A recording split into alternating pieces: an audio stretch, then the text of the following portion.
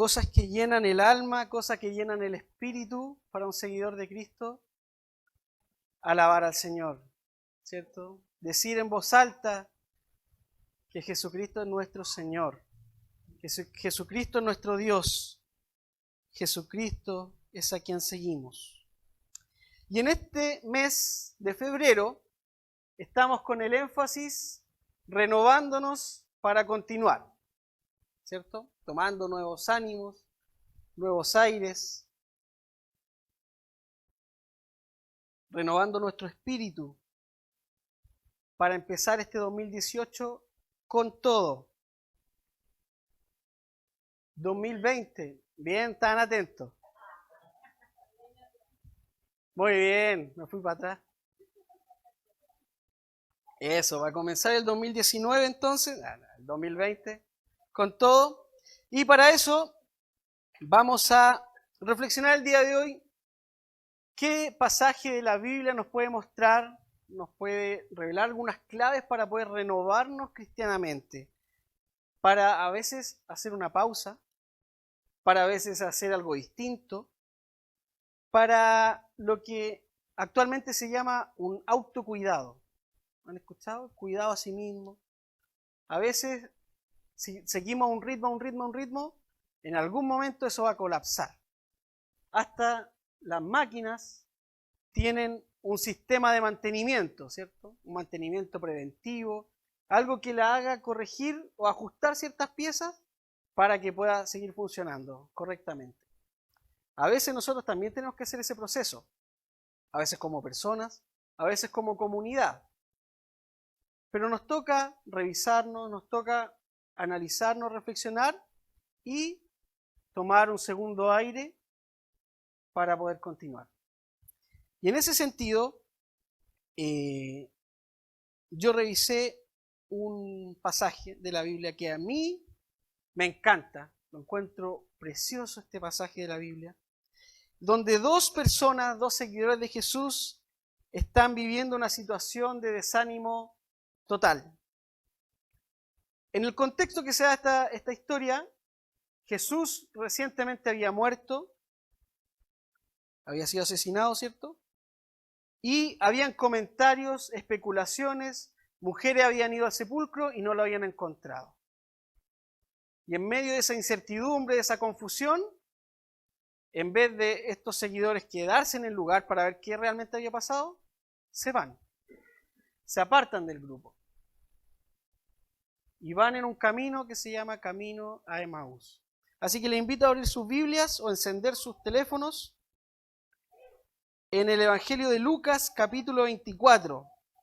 Y vamos a repasar esta linda historia llena de esperanza y que nos va a ayudar a reflexionar en este énfasis de renovándonos para continuar.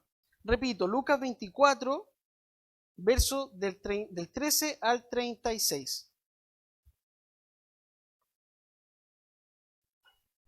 Yo voy a dar lectura en la nueva versión internacional, la NBI. ¿Ya? Lucas 24, versículo 13 en adelante. Dice así: aquel mismo día, dos de ellos se dirigían a un pueblo llamado Emaús, a unos 11 kilómetros de Jerusalén. Iban conversando sobre todo lo que había acontecido. Sucedió que mientras hablaban y discutían, Jesús mismo se acercó y comenzó a caminar con ellos. Pero no lo reconocieron, pues sus ojos estaban velados. ¿Qué vienen discutiendo por el camino?, les preguntó. Se detuvieron cabizbajos, y uno de ellos, llamado Cleofas, le dijo: ¿eres tú el único peregrino en Jerusalén que no se ha enterado de todo lo que ha pasado recientemente?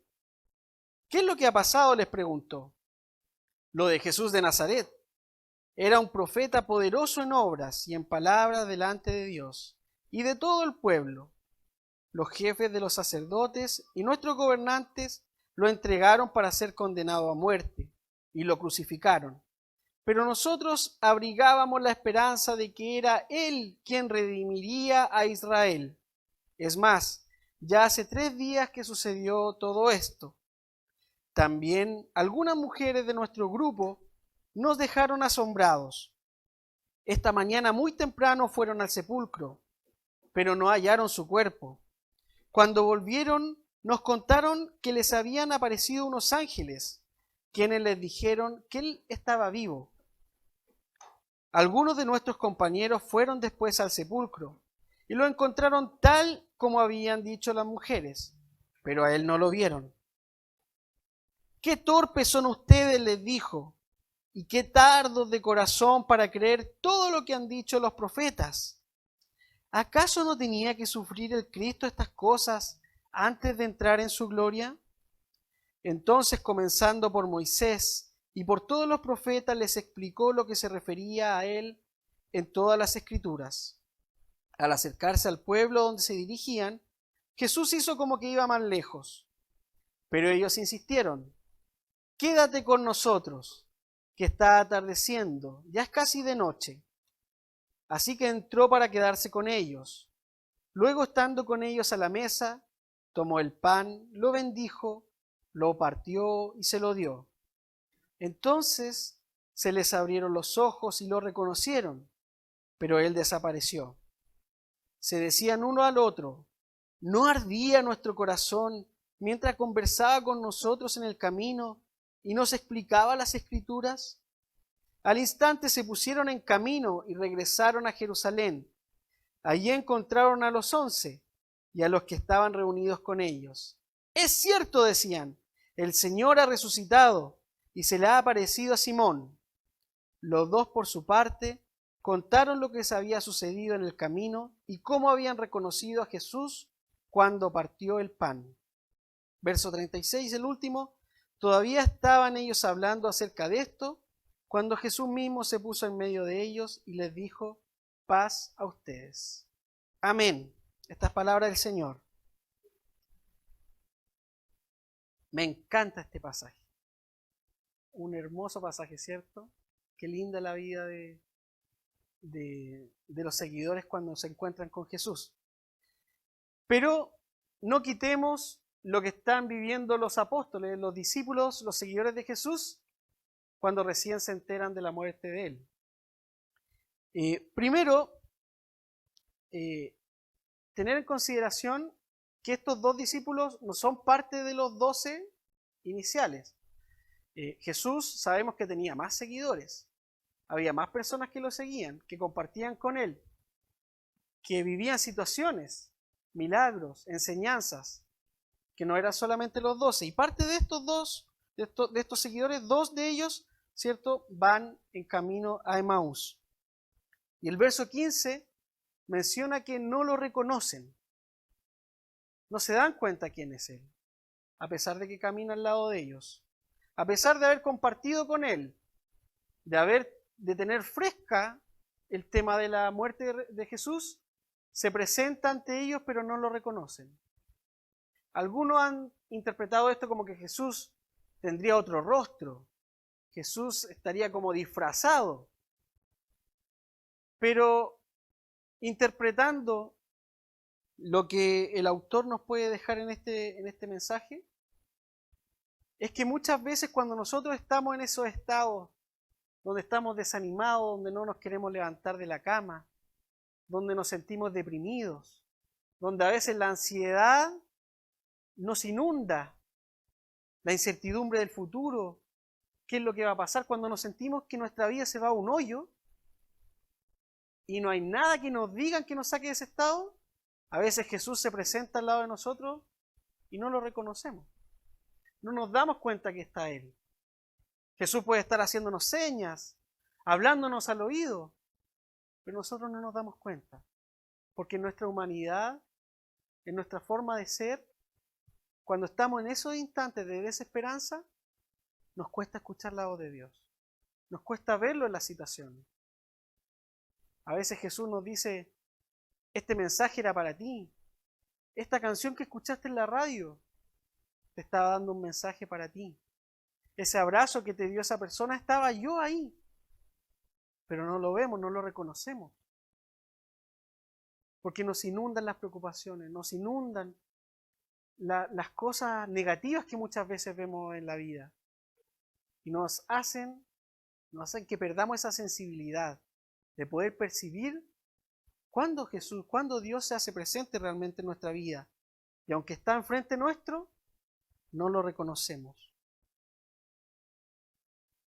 Yo creo que todos, cada uno de los que estamos acá, hemos pasado por diversas situaciones. A veces una crisis familiar, cuando se quiebran relaciones entre madre, hijo, hermanos, gente que no se habla de repente en años, y seguimos en una dinámica así y no reconocemos a Jesús.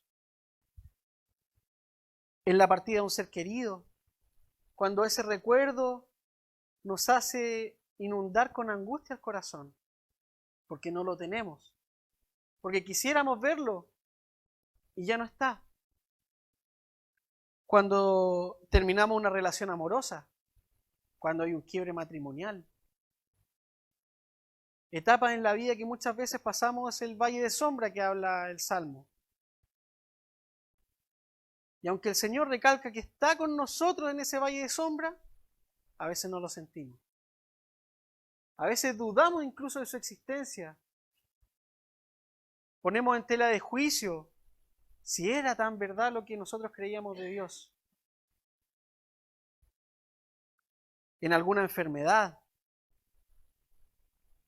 alguna situación que nos impide llevar una vida normal y tenemos que vivir con una preocupación constante, un cuidado, una desilusión de una persona, alguien que rompió nuestra confianza. Y eso quebró nuestro corazón. Algún proyecto en que nosotros le pusimos todo el empeño y aún así fracasó. En aquellas situaciones donde tiramos la esponja, tiramos la toalla, o sea, nos damos por vencidos. Esta situación me superó. Esta situación yo ya no puedo más. Y puede que escuche un mensaje, puede que incluso lea la Biblia, pero no me dice nada, porque nada logra llenar ese vacío. Hay veces que nos encontramos así. Y Jesús se hace presente, pero no lo vemos. Pero este pasaje hermoso nos dice que vamos a pasar muchas veces esas situaciones porque es parte de la vida, es parte de la humanidad, es parte del camino por el que nosotros transitamos.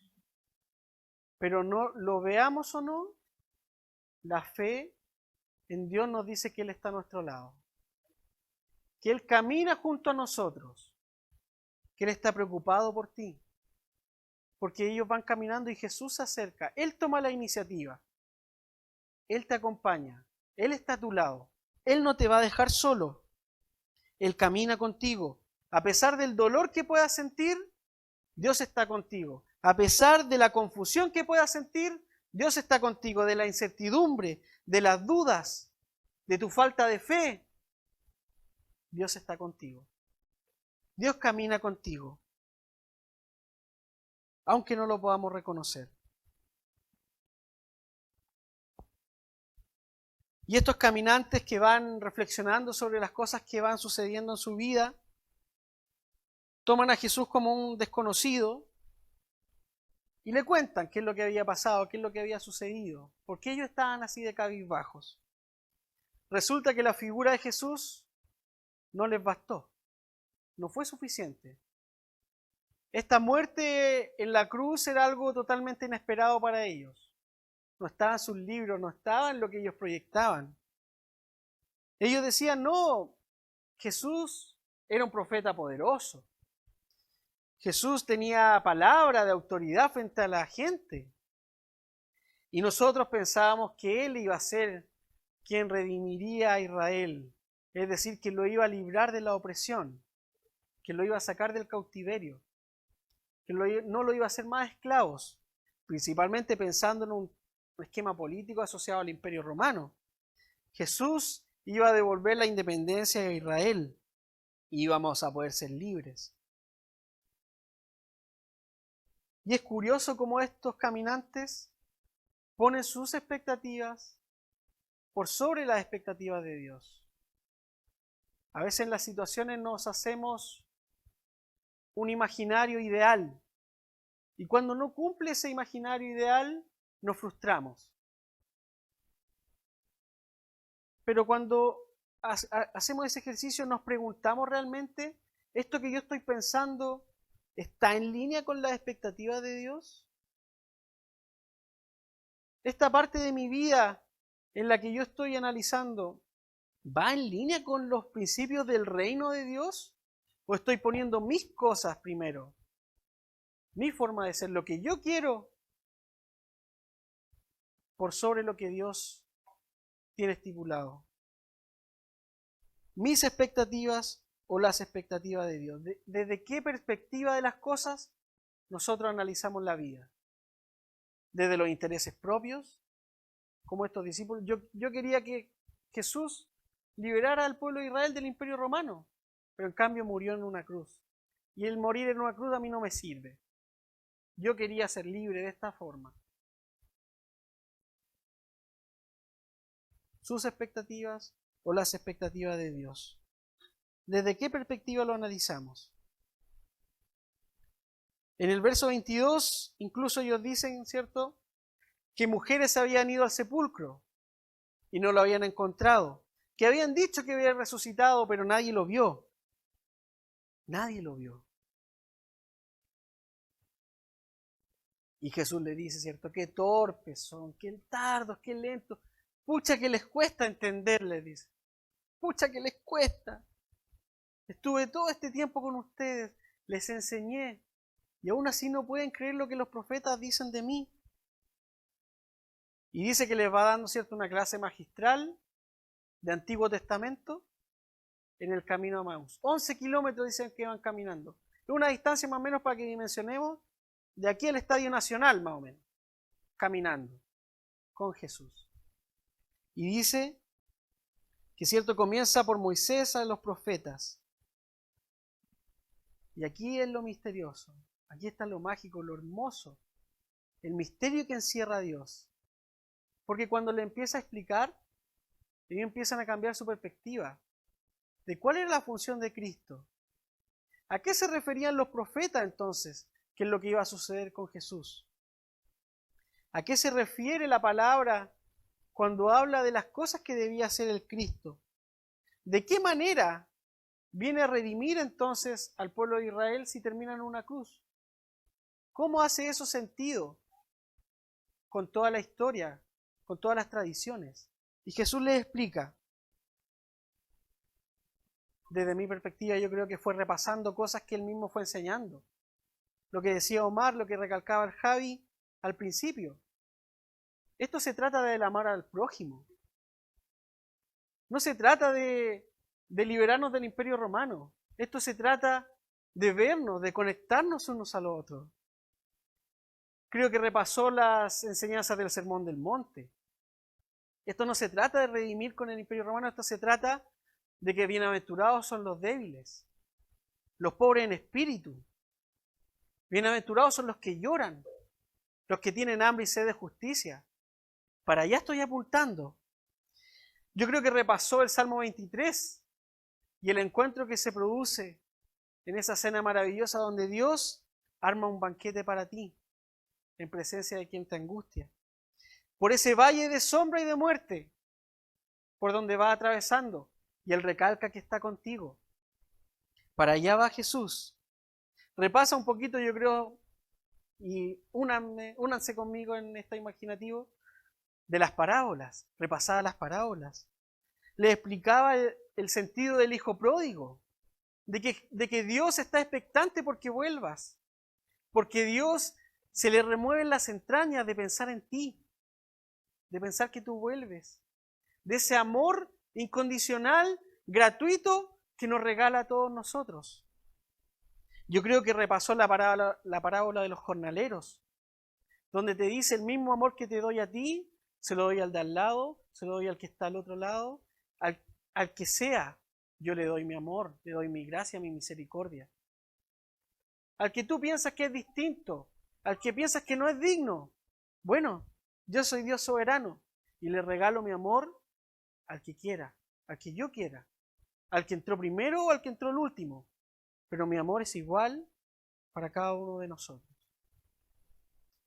Yo creo que también repasó al buen samaritano, en ese amor que nos ve Dios botados, tirados en el piso, y Él se acerca a nosotros. Y rompiendo todas las leyes de la Torá, se acerca con misericordia, te levanta, te cuida, te limpia y te deja en un estado restaurado. Creo que eso le fue explicando. Creo que eso fue repasando Jesús. Y creo que ahí comenzaron estos discípulos a ver distinta la vida, a entender de una manera nueva el mensaje de Jesús, entender el precio que fue pagado por Él, no para simplemente ser libres del Imperio Romano, sino para tener una libertad de vida, una vida plena, una vida abundante, una vida donde el amor de Dios se manifiesta plenamente. Y en eso los viajeros cambian su postura, cambian su manera de ver las cosas. Porque en el verso 28 dice, ¿cierto?, que Jesús hizo como que iba más adelante. Pilla a Jesús, que hace como que va a pasar de largo, pero los otros insisten. Y ahí hay una clave, hermano. Viajar de noche era peligroso en ese tiempo. No había transporte como tenemos hoy, no había buses, ni obviamente, ni tampoco carretas. La gente viajaba caminando. Ese era el medio de transporte. Pero caminar en la noche, tú te arriesgabas a ser asaltado, como el buen samaritano. Ese era un ejemplo claro de lo que sucedía en ese tiempo. Los caminantes, cuando viajaban solos, eran más susceptibles a ser asaltados.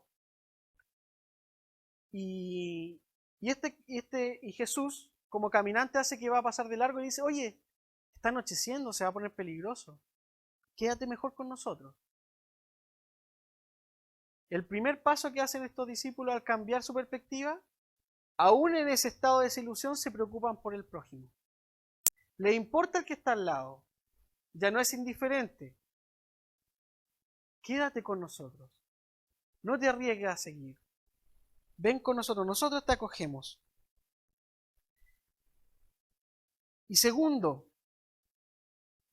comparten en la mesa.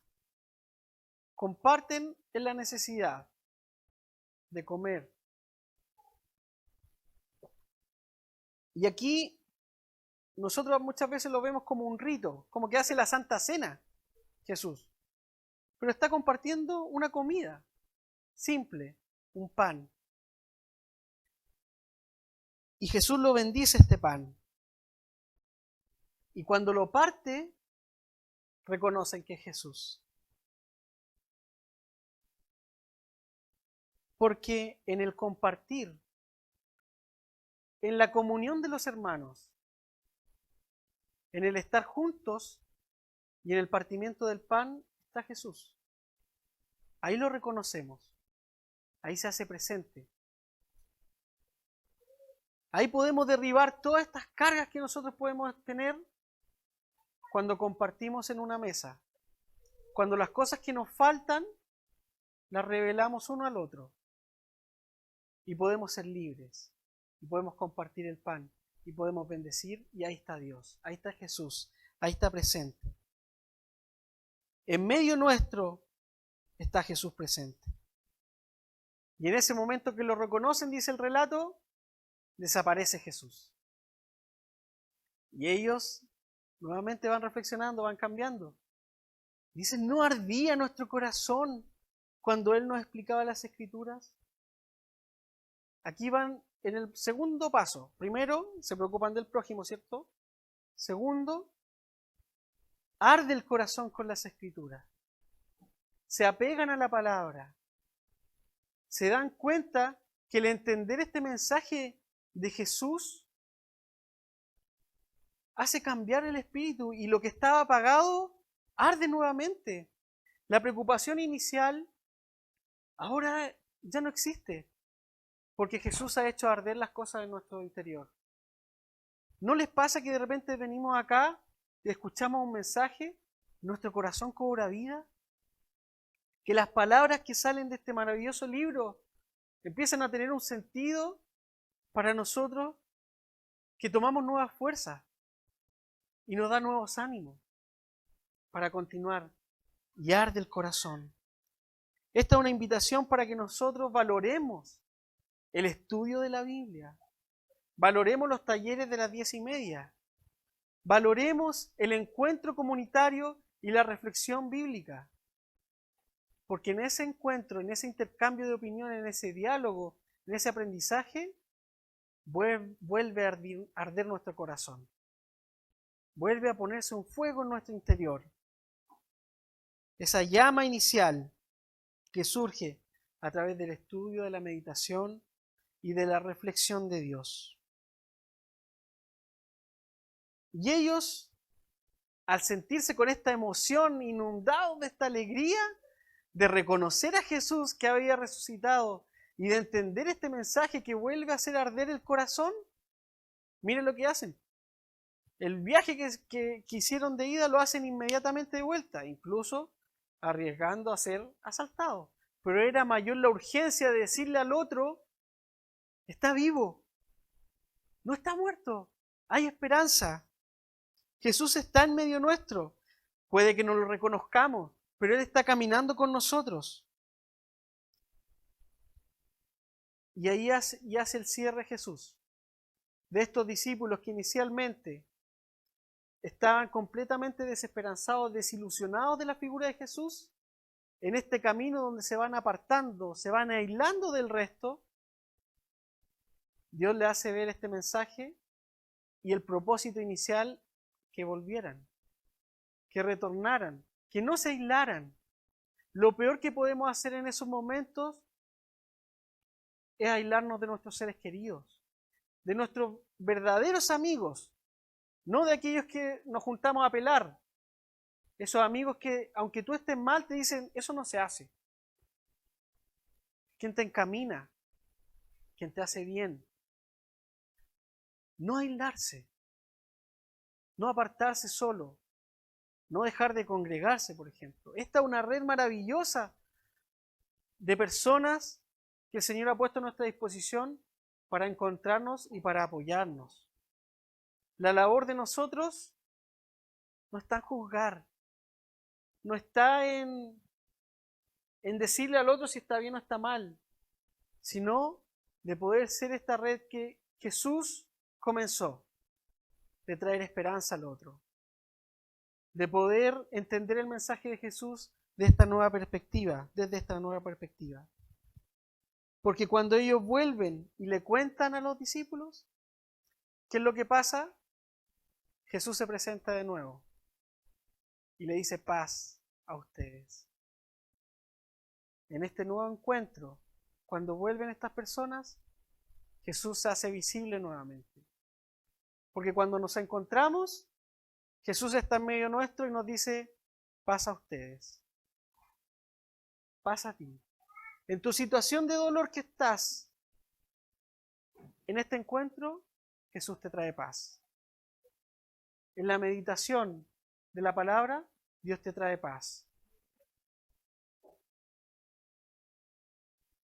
Dios creó esta comunidad de personas para que de alguna u otra forma, en esos momentos de dolor, podamos sentir paz. Y el Señor, quien todo lo puede y quien es todo amor, está entre nosotros para hacerlo posible. Así que, ¿cómo renovamos fuerzas? ¿Cómo tomamos nuevo aliento? El pasaje nos invita, hermanos, el día de hoy, a que a través de esta muestra de Jesús, nosotros podamos tener la conciencia plena de que pase lo que pase, hermanos, Dios camina al lado nuestro. Pase lo que pase, hermanos, te portaste mal, dijiste algo que no querías decir, ofendiste a tu hermano, cosa que después tienes que enmendar, eso sí. Pero Jesús no te va a cortar por eso. ¿Tú crees que si fuiste lo peor del mundo? ¿Piensas que está acabado? Dios te da una nueva oportunidad. Dios camina a tu lado para que vuelvas y enmendes el error y corrijas lo que haya que corregir. Pero Él no te deja debajo de la mesa. Hagas lo que hagas, Dios está dispuesto a partir el pan nuevamente y decirte aquí estoy para traerte paz. La invitación del texto para renovar fuerzas es que veamos a Jesús, lo veamos visible en nuestro entorno, en nuestra familia. Ahí está Jesús. En esta comunidad, aquí está Jesús. En el compartir, en el estar juntos, se hace presente nuestro buen Dios. Renovemos también con el estudio de la Biblia. No abandonemos, tengamos un hábito de estudio, porque a través de eso también va a hacer arder nuestro corazón el Señor. Vamos a tener un encuentro con Jesús y finalmente vamos a poder tener esa paz que Dios nos da, esa paz bendita que viene del Señor. Así que les invito, hermanos, a que a través de este mensaje hagamos conciencia y podamos pedirle al Señor que en nuestra tribulación, en nuestra angustia, Él se pueda hacer presente. Le invito a cerrar sus ojos y a orar al Señor.